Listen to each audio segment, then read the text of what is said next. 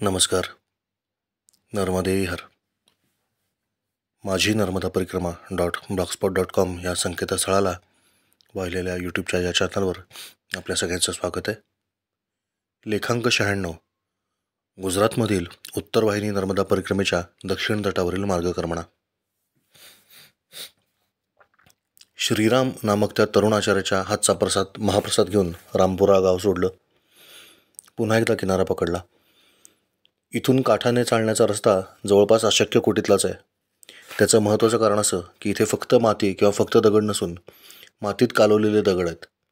गेली लाखो वर्ष नर्मदा मातेने वाहून आणलेल्या गाळाच्या मातीमध्ये नर्मदेची जाडसर वाळू आणि कालवून तयार झालेले कठीण वालुकाष्मयुक्त खडक इथं आहेत. यातील एक एक खडा 1-1 इंचाचा आहे. त्यामुळे याच्यावरून चालताना पायांची कसरत होते. बरं, हे वाळूचे टिले सरळ नसून मध्ये येऊन मिळणाऱ्या असंख्य ओढ्यामुळं कधी 10 फूट तर कधी 15 फूट तर कधी 30 फुटापर्यंत खोल गेलेलेत. इथे घाटावरती मला एक परिक्रमावासी भेटले. महाराष्ट्रातल्या नगरच्या पाथर्डी या गावचे हे परिक्रमावासी वारकरी सांप्रदायिक होते. विठ्ठल महाराज पठाडे असं त्यांचं नाव. त्यांच्या चेहऱ्यावर मला चिंता दिसली म्हणून मी विचारलं की बाबाजी काय झालं. तर ते मला म्हणाले की त्यांना कुठल्याही परिस्थितीमध्ये परिक्रमा देखील पूर्ण करायची आणि आषाढी वारी देखील गाठायची. तरी कसं करावं हा प्रश्न त्यांना पडला आहे. मी त्यांना सांगितलं की जर ते किनाऱ्यानं चालले तर त्यांची परिक्रमा लवकर पूर्ण होईल.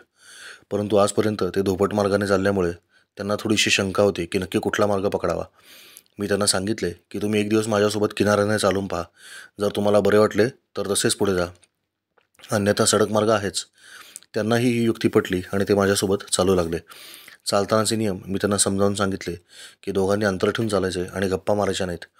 तसेच किनाऱ्यावर मगरी असणार आहेत हे देखील मी त्यांना सांगितले. त्यामुळे जरी मगर दिसली तरी आरडाओरडा न करता शांतपणे तिचे दर्शन घ्यायचे असे आम्ही दोघांनी ठरवले. थोडे अंतर चाललो असू इतक्यात एका भव्य मगरीने दर्शन दिलेच. ती मगर इतकी मोठी होती की एखाद्या म्हशीला सहज पाण्यात खेचेल. संथपणे चाललेला तिचा जलविहार पाहून मन तृप्त झाले. अतिशय संथ लईमध्ये तिची शेपटी सर्पाकार हलत होती. त्यातून तयार होणाऱ्या लाटा एखादी नाव गेल्यावर मागे कसे नक्षीकाम होते तसे नक्षीकाम पाण्यामध्ये तयार करत होत्या. परंतु मगरीने मध्येच जर ठरवले की ती अशी पुढे सरकायची की जणू काय पाण्यात कुठली हालचालच दिसणार नाही. या दोन्ही प्रकारे तिला पोहता येत होते. विठ्ठल महाराजांना चष्मा असल्यामुळे त्यांना मगर दिसत नव्हती. ते म्हणाले, नर्मदा मैयाने मला आंधळे केलेले आहेस. नर्मदा मैया, मला आंधळे केलेले आहेस. तुझी मगर मला जवळ आल्याशिवाय दिसणार नाही. असे म्हटल्याबरोबर मगरीने डावीकडे वळण घेतले आणि वेगाने ती आमच्या दिशेला पोहत येऊ लागली. तिची ती गती, तिचे डोळे आणि तिचे दात चांगलेच लक्षात राहिले. आम्ही दोघे मूर्तीसारखे हतबुद्ध होऊन थांबलो होतो. तिचं ते सौंदर्य आणि पोहण्यातलं लालित्य केवळ अविस्मरणीय होतं. विठ्ठल महाराजांना अचानक असं वाटलं की तिचा व्हिडिओ घ्यावा म्हणून त्यांनी त्यांचा छोटा जिओ फोन काढण्यासाठी झोळी खाली ठेवली. ती हालचाल पाहिली आणि त्या क्षणी मगर अक्षरशः अदृश्य झाली. एका क्षणात ती पाण्यामध्ये शिरली आणि खालूनच पोहत कुठेतरी निघून गेली. मी बराच वेळ ती कुठून बाहेर येते का हे पाहायचा प्रयत्न केला, परंतु ती बाहेर आलीच नाही. विठ्ठल महाराजांना मी पुन्हा एकदा वन्यजीवन पाहण्याचे नियम सोप्या शब्दात समजावून सांगितले. मध्ये येणारे ओढे नाले पाहून विठ्ठल महाराज थांबायचे आणि सांगायचे, इथून रस्ता नाही. मला काही दिवसांपूर्वी मोहन साधूला हेच वाक्य ऐकवणारा मी आठवायचो. मी असे त्याला सांगायचो की इथून पुढे रस्ता नाही आणि मग तो रस्ता काढून दाखवायचा. आज फक्त त्याची जागा मी घेतली होती आणि माझ्या जागी विठ्ठल महाराज पठाडे होते. विठ्ठल महाराजांचे कौतुक आहे, कारण फार खोल आणि फार कठीण ओढे नाले माझ्या नादाने कधी वेलींना पकडत, कधी झाडांच्या लटकणाऱ्या मुळांना पकडत, तर कधी उड्या मारत ते उतरले आणि चढले सुद्धा. हा परिसर नक्की कसा होता याचा आपल्याला अंदाज यावा म्हणून काही गोगल नकाशा आणि चित्र आपल्यासाठी सोबत जोडतोय. इथं नर्मदा जळ अशा आकाराच्या सुंदर रंगीबेरंगी खडकांनी भरलेलं आहे. पाणी किती स्वच्छ बघा. काठावरून चालताना अशा प्रकारची जमीन आहे. थकलेल्या पायांना अशा गुळगुळीत गोट्यांवरून चालताना खूप आराम मिळतो. पायाची ॲक्युप्रेशर थेरपी होते. फक्त मध्येच कुठे ॲक्युपंक्चर होणार नाही याची देखील काळजी घ्यावी लागते, कारण काटे खूप असतात. चालण्याची गती अर्थातच मंदावते. मैयाच्या काठावर मोठे मोठे दगड आहेत. याच्यावरून चालताना देखील फार सावधपणे चालावे लागते. कधी कुठला दगड फिरेल आणि तोंडावर आपटवेल याचा नेम नसतो.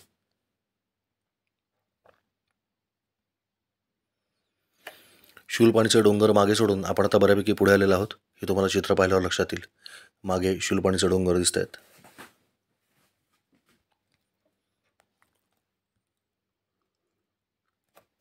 नदीजवळ मोठे खडक असले तरी आपल्या चालण्याच्या वाटेमध्ये अशा प्रकारचे वाळू आणि गाळ याच्यापासून तयार झालेले मोठाले टिले किंवा मोठ्या मोठ्या भिंती आढळतात. याच्यामध्ये खूप सुंदर शिवलिंगे सापडतात.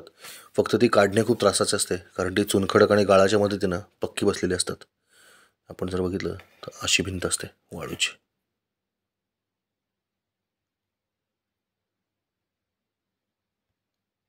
ही अशी पूर्ण वाळू. अधूनमधून मगरीबाई अशी दर्शन देते. एक मगर आहे.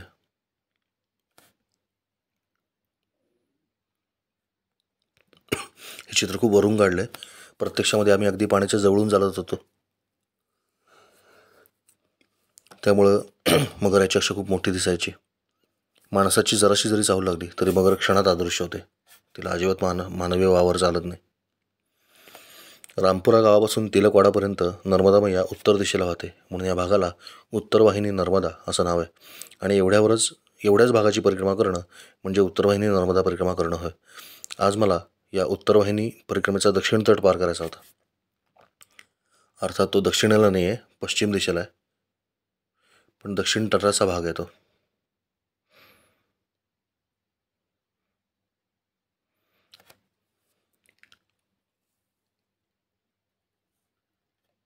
वाळूचे ओढे नाले यांच्यामुळे कातरले गेलेले किनारे कसे आहेत हे लक्षात येण्यासाठी रामपुरा नंतरच्या किनाऱ्याचा हा भाग पाहावा, म्हणजे तुम्हाला मी काय म्हणतोय ते लक्षात येईल. हा भूभाग पार करण्यासाठी अतिशय कठीण असा आहे, त्यामुळे परिक्रमावासी या भागातून जात नाहीत. परंतु वैयक्तिक संकल्पामुळे मी इथून गेलो आणि नर्मदा मैयाने देखील अतिशय सुंदर पद्धतीनं हा टापू पार करवला. आपण बघू शकता कसा किनारा आहे हा वाळूचा. बघा मध्ये आलेले ओढे नाले किती आहेत बघा,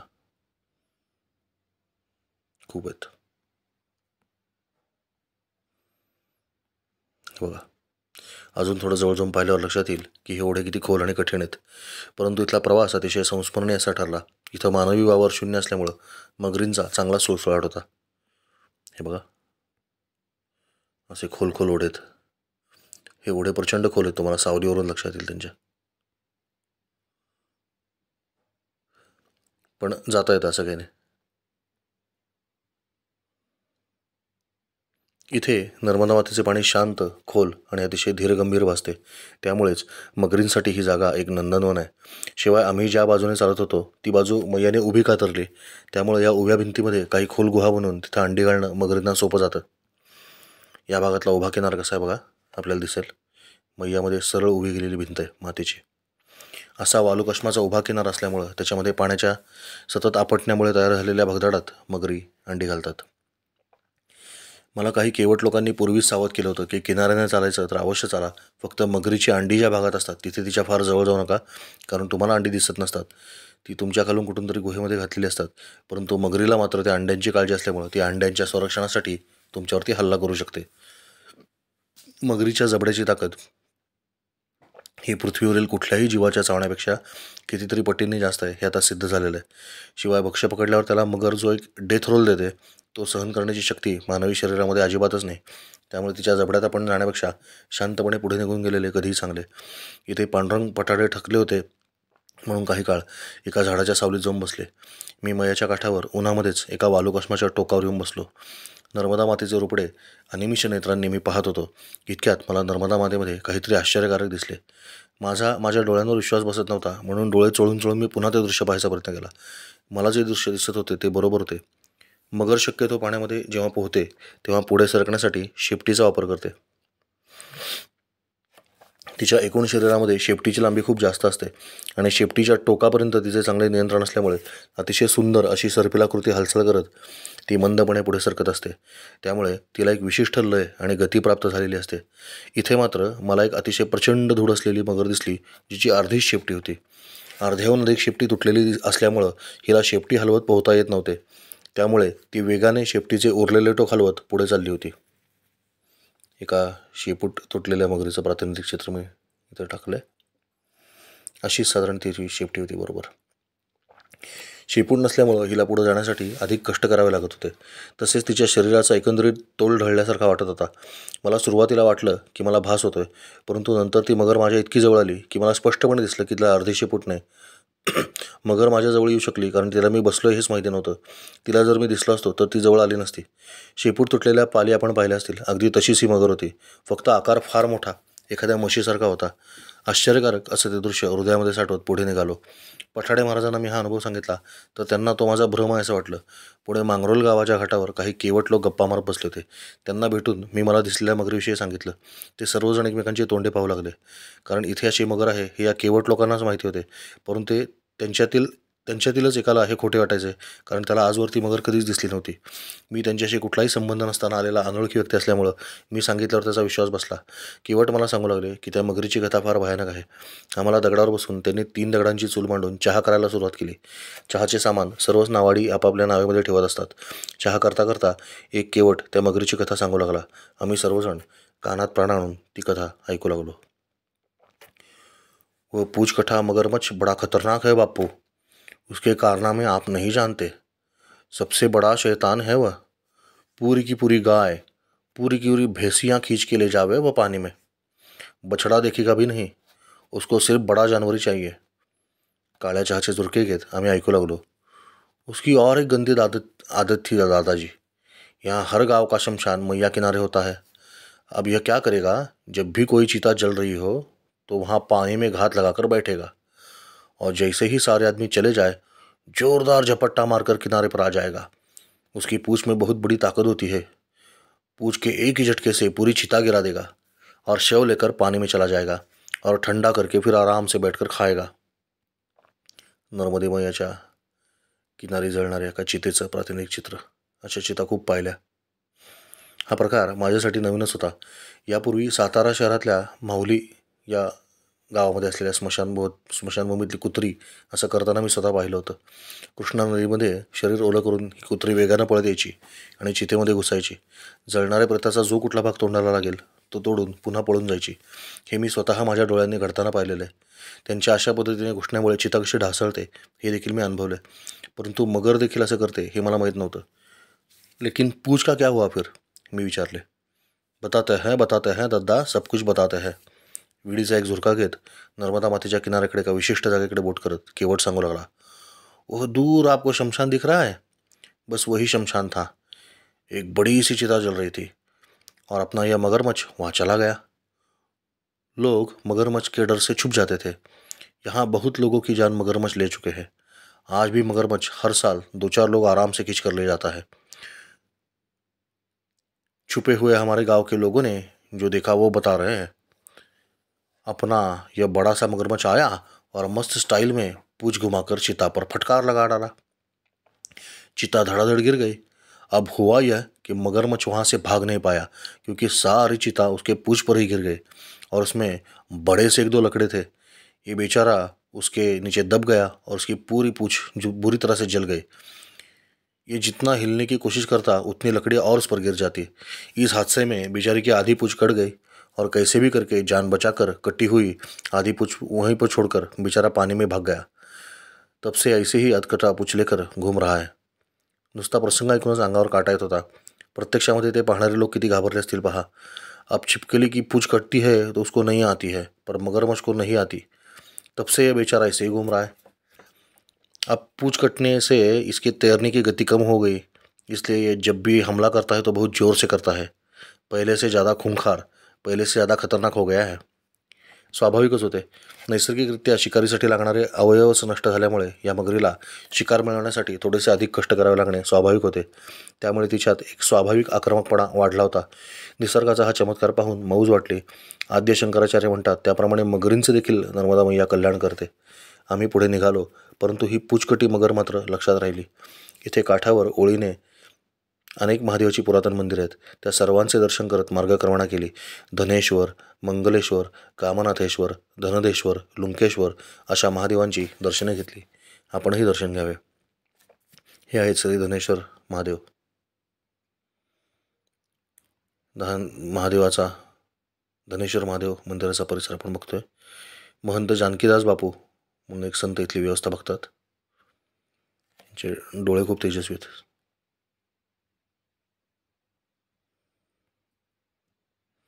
शेजारीच श्री जटेश्वर महादेव मंदिर आहे.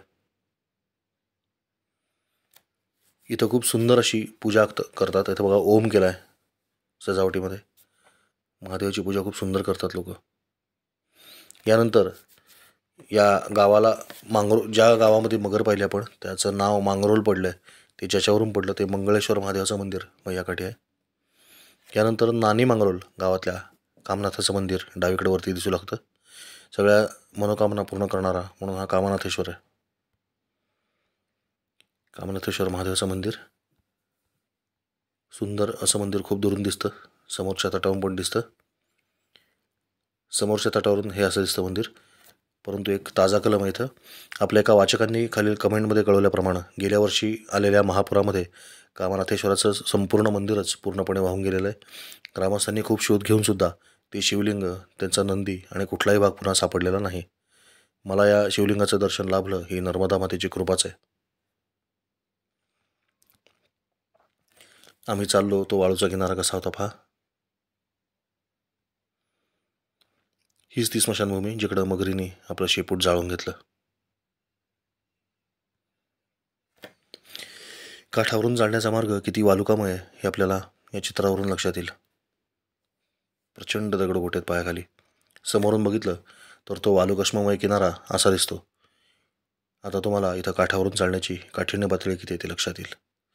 आपण जर अशी कल्पना करून पाहिली की तुम्ही इथून चाललाय मैयाच्या पाण्याजवळून तर तुमच्या लक्षात येईल की कठीण किती आहे. कारण सगळीच वाळू आहे.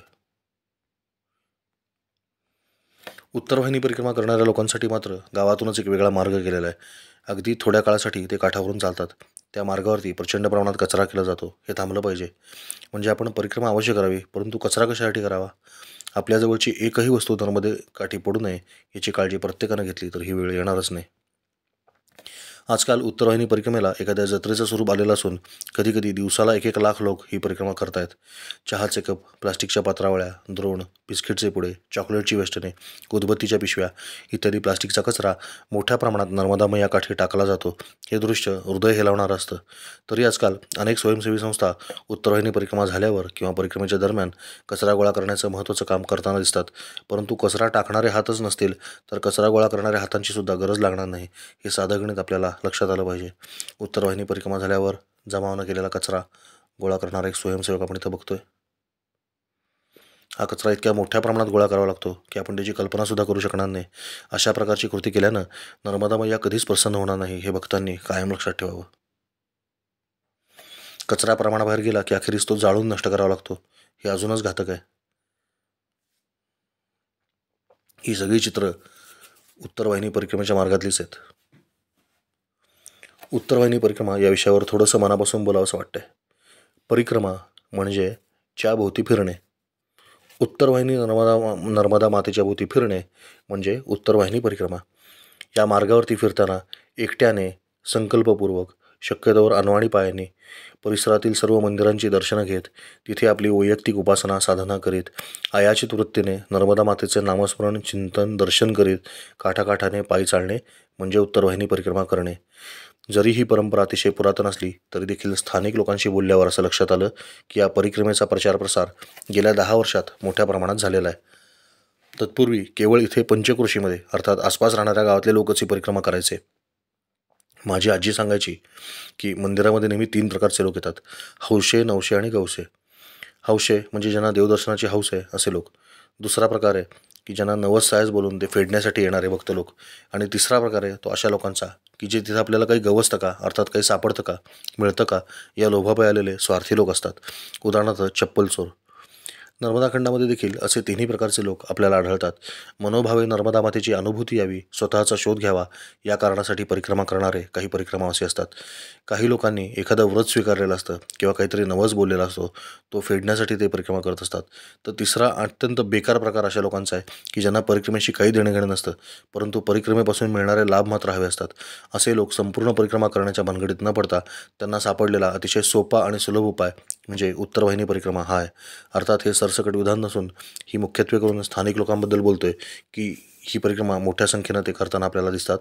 अशाच लोकांपैकी काही हुशार लोकांनी मग याचा धंदा करण्याची युक्ती शोधून काढली आणि उत्तर वाहिनी नर्मदा परिक्रमा असे ब्रँडिंग करून लोकांना बोलवणाऱ्या जाहिराती प्रसृत करायला सुरुवात केली आणि त्यामुळे मोठ्या प्रमाणात हा व्यवसाय या भागात फोफावला आहे असं सर्व स्थानिक साधुसंतांनीच सांगितलं. तुम्हाला उत्तर वाहिनी परिक्रमा करवून आणतो असं सांगणारे आध्यात्मिक एजंट इथे हळूहळू तयार होऊ लागले आहेत. या लोकांचे टार्गेट शहरातील श्रीमंत परिक्रमावासी असतात. मी बोलतो आहे हे वाचून काही लोकांना खूप राग येणार आहे याची मला जाणीव आहे, परंतु सत्य मांडणं हे एक नर्मदा भक्त म्हणून मी माझं कर्तव्य समजतो. अव्वाच्या सव्वा शुल्क करून लोकांना ही 21 किलोमीटरची सफर घडवली जाते आणि नर्मदा परिक्रमेचे पुण्य आता तुम्हाला मिळाले आहे असे सांगितले जाते. मी पूर्वी देखील वेळोवेळी अनेक लेखामध्ये त्या भागातील प्रसिद्ध पंचकोशी परिक्रमांविषयी माहिती लिहिलेली आहे. तशीच ही देखील एक पंचकोशी परिक्रमा आहे, परंतु गेल्या काही वर्षात तिचे ज्या पद्धतीने मार्केटिंग झालेलं आहे होत आहे ते पाहता भविष्यामध्ये सर्व स्थानिक ग्रामस्थ मिळून या परिक्रमेवर काही निर्बंध आणतात की काय अशी अवस्था निर्माण होणार आहे असं माझं स्पष्ट मत झालं आहे. जसे गिरनार परिक्रमेचे गेल्या काही वर्षात बाजारीकरण झाले तसंच याही परिक्रमेचं आता होत आहे. मी 2022 सालीच गिरनार परिक्रमा सुद्धा केली होती. तेव्हा दिवसाला 9 लाख लोक चालत होते. कल्पना करा याचा त्या वनक्षेत्रावर किती ताण येत असेल. तसंच इथंही आता झालेलं आहे. या परिक्रमाला जाणाऱ्या अनभिज्ञ लोकांविषयी माझा काहीही आक्षेप नाही. माझं म्हणणं इतकंच आहे की अशा पद्धतीने लोकांना उत्तर वाहिनी परिक्रमा करण्यासाठी आणणारे जे लोक आहेत त्यांनी सुरुवातीलाच जर सर्वांना त्या परिक्रमेदरम्यान काय करावे आणि काय करू नये याचे पुरेसे डोस पाजले तर त्यांच्याकडून होणारे उन्माद कमी प्रमाणात होतील आणि नर्मदा मातेची कृपा मिळण्याची शक्यता वाढत जाईल. उत्तर वाहिनी परिक्रमा करविणारे आणि 15 ते 20 दिवसांमध्ये गाडीने परिक्रमा करवणारे परिक्रमावीर यांची संख्या सध्या मोठ्या प्रमाणात वाढलेली असून नर्मदा भक्तांनी अतिशय सावधपणे निर्णय घेऊन मगच यांच्यासोबत यात्रा करावी. आपल्या यात्रेतील पावित्र्य भावभक्ती कुठेही हरपणार नाही याची काळजी घेतली तरच मजा आहे. अशा लोकांची थांबण्याची ठिकाणे ठरलेली असतात आणि त्या आश्रमाबरोबर शक्यतो यांचे टायअप किंवा साटेलोटे झालेले असते. तुम्हाला उत्तर वाहिनी परिक्रमा करायची इच्छाच असेल तर कोणाचीही मदत न घेता सरळ रामपुरा गाव गाठावे आणि तिथून नर्मदा मैया सुचवेल त्याप्रमाणे परिक्रमा पूर्ण करावी. हे सर्वात सोपे आणि हिताचे आहे. एक साधे उदाहरण सांगतो. तिलकवाडा या गावामध्ये समर्थ रामदास स्वामी यांनी स्थापन केलेला एक अतिशय जागृत मारुती आहे, परंतु हा किंचित म्हणजे साधारण 200-300 मीटर बाजूला असल्यामुळं परिक्रमा काढणारे लोक भाविकांना या मारुतीच्या दर्शनासाठी नेतच नाहीत. आज या परिक्रमेतला सगळ्यात जास्त टक्का हा महाराष्ट्रीयन लोकांचाच आहे. त्यांना जर समर्थ रामदास स्वामींनी स्थापन केलेल्या मारुती गुजरातमध्ये आहे हे लक्षात आलं तर त्यांना किती आनंद होणार आहे, परंतु या आनंदाला ते मुकतात कारण त्यांनी परिक्रमा एजंटची बुकिंग घेतलेली असते आणि त्याला जास्तीत जास्त लोकांना परिक्रमा करण्यात रस असतो. त्यांना सर्व काही दाखवण्यात त्याला फारसा रस नसतो. अर्थात याला काही सन्माननीय अपवाद देखील असणार आहेत, परंतु नियमाला असलेले अपवाद नियम सिद्ध करू शकत नाहीत हे देखील तितकंच कटू सत्य असो. बुद्धिदेय रघुना आहे का. नदीचा खोलडोह हळूहळू उथळ होत गेला आणि आता ते पाणी इतकं उथळ झालं की या काठावरून त्या काठावर चालत जाता येईल. उथळ पाण्यामध्ये मगरीचा धोका थोडा कमी असतो, परंतु तो पूर्णपणे संपलेला नसतो. नुकतीच काही उत्तरवाहिनी परिक्रमा करून आलेले लोक मला भेटले ज्यांनी ती नदी पाण्यातून पार केली असे मला सांगितले. हे धोकादायक आहे. आता तिथे तात्पुरता पूल उभा करण्यात आला आहे असे फोटो पाहिल्यावर माझ्या लक्षात आले, परंतु यापूर्वी मात्र नाविक लोकांना पैसे दिल्याशिवाय तुम्हाला पलीकडे जाता येत नसे. उत्तरवाहिनी परिक्रमेच्या रूपाने या पंचकृषीमध्ये नवे व्यवसाय उभे राहत आहेत हे मात्र अगदी निश्चित आहे. इथे ग्रामस्थांमध्ये 2च प्रकारचे लोक दिसतात. एक या परिक्रमेला वैतागलेले गावकरी आणि एक या परिक्रमेमुळे अत्यंत आनंदित झालेले लाभार्थी. त्यामुळे केवळ या परिक्रमेत लोक तुमच्याशी कसे वागतात यावरून नर्मदा खंडातील समग्र लोकांविषयी आपण आपले मत बनवणे थोडेसे चुकीचे ठरेल असे वाटते. नुकतेच काही बसने परिक्रमा केलेले लोक मला भेटले ज्यांनी नर्मदा खंडातील लोक अतिशय उद्दाम उर्मट आहेत असं मत व्यक्त केलं. हे वागणं तुम्हाला कोण घेऊन गेलं यावर बऱ्यापैकी अवलंबून असतं. याचं ज्ञान आपल्याला शक्यतो नसतं, म्हणून असं सरसकट मत न करून घेणं श्रेयस्कर आहे. असो, इथे मध्ये तपोवन नावाचा एक अतिशय सुंदर आश्रम लागला. या आश्रमाचा सुंदर असा घाट पाहून वर जायची इच्छा झाली. घाटाने वरती गेल्यावर अतिशय भव्य दिव्य आश्रमाने स्वागत केले. आश्रमामध्ये सुंदर असा बागबगीचा आणि शेती केलेली होती. आश्रमामध्ये एक तरुण साधू सगळं व्यवस्था पाहत होते. इथले मुख्य स्वामी महाराज वरच्या एका खोलीमध्ये समाधी लावून बसलेले होते. कोरोना काळापासून त्यांनी लोकांना प्रत्यक्ष दर्शन देणं बंद केलं होतं. फक्त काही विशिष्ट दिवशी ते बाहेर दर्शनासाठी काही काळ बसायचे, परंतु आमच्या नशिबात ते दर्शन नव्हतं. सतत मौनामध्ये राहणाऱ्या या महाराजांना रोज सकाळी जेवणाची थाळी फक्त दरवाजातून सरकवली जायची, इतके ते एकांतप्रिय होते. या आश्रमाची व्यवस्था पाहण्यासाठी परळी वैजनाथ इथून आलेले वडगावकर नावाचे सुविद्य आणि सत्वशील दाम्पत्य नेमले होते. हे दोघेही स्टेट बँक ऑफ हैदराबादमधून निवृत्त झाले होते. त्यांच्याशी काही गप्पा मारल्या. तिथे एक तमिळ साधू राहिला आहे. असे त्यांनी मला सांगितल्यामुळे मी मोर्चा त्या साधूकडे वळवला. या साधूचं नाव बाळनंदू असं होतं. त्याला तमिळ भाषेमध्ये बोलणारा मनुष्य मिळाल्यामुळे खूप आनंद झाला. ज्याला देखील इथं राहून आश्रम चालवणाऱ्या महाराजांचं अजून दर्शन झालं नव्हतं. मला या प्रकारची मोठी गंमतच वाटली. काही भाग्यवान परिक्रमावासींना मात्र यांचं दर्शन होतं असं ऐकण्यात आलं. हेच ते तपोवन आश्रमाचे सद्गुरू श्री पूर्णानंद सरस्वती स्वामी यांचं दर्शन आपले एक वाचक श्री महेश माधव कुलकर्णी आणि सौ नेहा महेश कुलकर्णी यांना झालं होतं. त्यावेळी त्यांनी घेतलेलं हे चित्र आहे. यांनी काढलेली काही सुंदर छायाचित्र पुढे देखील आपल्याला पाहायला मिळणार आहेत. इथली व्यवस्था पाहणारा साधू मात्र अतिशय सात्विक, हुशार, तेजस्वी आणि कुशल होता. त्यामुळे शिष्यावरून गुरुचा अंदाज लावता येऊ शकतो. तपोवन आश्रमाकडे घेऊन जाणारा खाजगी घाट, एक छोटासा घाट आपल्याला वरती घेऊन जातो. खूप सुंदर मार्ग आहे बघा. दोन्ही बाजूनी झाडी, बगीचा, अतिशय सुंदर. आश्रमाची भव्य दिव्य वास्तू आपलं स्वागत करते. आश्रम खरोखरीच खूप मोठा आहे. स्वामी महाराज वरती राहतात आणि भक्तांच्या खोल्या खालच्या मजल्यावर आहेत. इथं अनेक गावातले भक्त दर्शनासाठी येत असतात. अगदी ह्याच वरांड्यातल्या याच कट्ट्यावर बसून आम्ही तरुण साधू सोबत चहाचा आस्वाद आणि सत्संग घेतला. डाव्या बाजूला इथून थोडंसं पुढे गेल्यावर एका घाटावर काही परिक्रमावासी स्नान करताना दिसले. यांनी हाका मारून आम्हाला बोलवून घेतले. यातील प्रत्येकजण कुठल्या ना कुठल्या मुक्कामी मला भेटला होता. परंतु एक हसरा चेहरा मात्र मला फारच ओळखीचा वाटू लागला. मी त्या दाढूवाल्या साधूला विचारले देखील की आपण कधी कुठे भेटलोय का बरं. त्यानं मला आठवण करून दिली की भिकमपूर इथे चालू असलेल्या नर्मदा पुराण कथेमध्ये मी तिथल्या धर्मशाळेमध्ये मुक्कामी राहिलो होतो. तिथल्या सेवेमध्ये आणि रात्री आलेल्या भजनकऱ्यांमध्ये देखील हा चंदन नावाचा मनुष्य होता. मला पाहताच त्याला अतोनात आनंद झाला.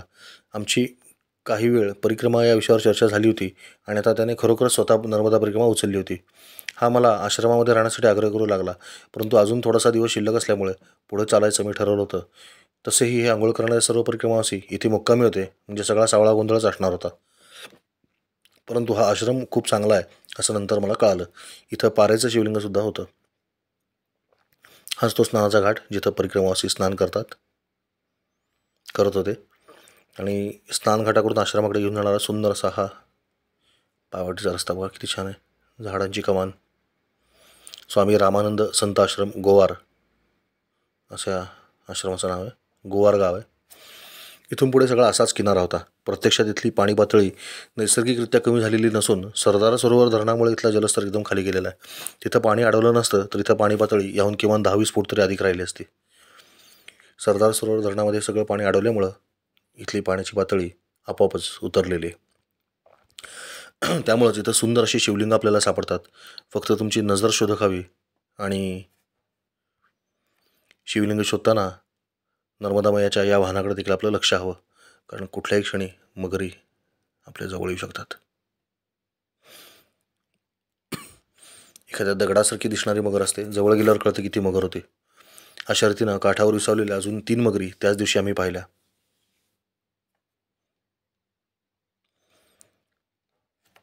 आज फक्त गरुडेश्वरापासून खाली समुद्रापर्यंत आढळणाऱ्या या मगरी पूर्वी संपूर्ण नर्मदा नदीमध्ये आढळायच्या. त्यामुळे परिक्रमावासींना पाण्यात उतरून स्नान करायला परवानगी नसावी.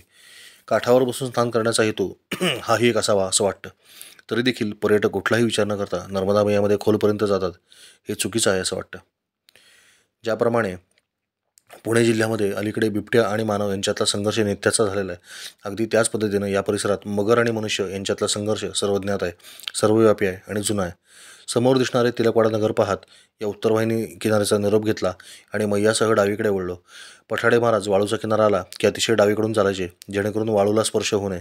कोणीतरी त्यांना सांगितले होते की वाळूच्या खाली देखील नर्मदा मैया असते. हे विधान बरोबरच आहे, परंतु केवळ वाळूच्या खाली नव्हे तर नदीच्या आसपास कित्येक मीटर आतपर्यंत, कित्येक मीटर खोल तिच्या पाण्याचा प्रवाह कायमस्वरूपी वाहत असतो. हे देखील आपण लक्षात घेतले पाहिजे. त्यामुळे मी काही नर्मदा मैयाचा स्पर्श करून देणारा किनारा सोडला नाही. मला थोडासा लांबचा वळसा पडायचा, परंतु तो अधिक आनंददायी असायचा. मगरींचे अस्तित्व काही ठिकाणी जाणवायचे. एकदा तर एक मगर माझ्या डाव्या हाताला होती आणि उजव्या हाताला नर्मदा माता ठेवून आपण चालत असतो. मला पाहताच ती अतिशय वेगाने सरपटत मैयामध्ये शिरली. हे सारे इतके अचानक घडले की जर मी तिला पाहिले नसते आणि जागेवर उभा राहिलो नसतो तर आमच्या दोघांची नक्की धडक झाली असती. ती सरकत जाताना आणि पाण्यात शिरताना जो काही आवाज झाला तो अजूनही माझ्या कानात पक्का बसलेला आहे. या एका प्रसंगावरून मला कळाले की मगरीला माझ्यामध्ये काही रस नाही. उलट ती शक्य तेवढे मनुष्य प्राण्यापासून लांबच पळायला पाहते. निसर्गाचे नियम ठरलेले असतात. प्रत्येक हिंस्र प्राणी आपली हद्द दाखवून बसलेला असतो. त्याच्यामध्ये आलेल्या कुठल्याही प्राण्याला तो सोडत नाही. परंतु तो जर त्याच्या हद्दीच्या बाहेर गेला असेल तर तो आपणहून कोणावरती हल्ला करत नाही, तर पळून जायला प्राधान्य देतो. परिक्रमावासी देखील नर्मदा मातेचा काठ ही त्याला नर्मदा मैयाने आखून दिलेली हद्द जोवर पार करत नाही तोवर त्याच्यावर फारशी संकटे येत नाहीत. आणि कसे काय कोणास ठाऊक, परंतु मगरींना ज्ञात असतं की परिक्रमावासी आला की तो त्याच्या हद्दीतूनच चाललेला आहे, त्यामुळे ती कधीच हल्ला करणार नाही. याउलट धुणे धुणाऱ्या बायका किंवा कोळी केवट यांच्यावर मात्र हल्ले केल्याचे प्रसंग ऐकायला मिळतात. नर्मदा परिक्रमा तुम्हाला अशा रीतीनं तुमच्या मर्यादा शिकवते. एका मर्यादेमध्ये चालता चालता, मर्यादेमध्ये राहताना, एका मर्यादित भूगोलाची परिक्रमा करताना अतिशय अमर्याद अशा आत्मस्वरूपाला गवसणी घालण्याची कला तुम्हाला रेवामय अलगद देऊन जाते. तुम्हाला साधुत्वाच्या, सज्जनत्वाच्या मर्यादेमध्ये राहून अमरत्वाचे अमर्यादत्व प्राप्त करून देते. काठ सोडताच तिचा बाधतील आपदा, काठ सोडताच तिचा बाधतील आपदा, मार्गी चालता सवे गवसता ती संपदा. रम्य मार्ग चालता तिच्या जळा सवे सदा, रम्य मार्ग चालता तिच्या जळा सवे सदा. बंधमुक्त मोक्षदायी अमर्याद नर्मदा, बंधमुक्त मोक्षदायी अमर्याद नर्मदा. नर्मदे हर, नर्मदे हर, नर्मदे हर.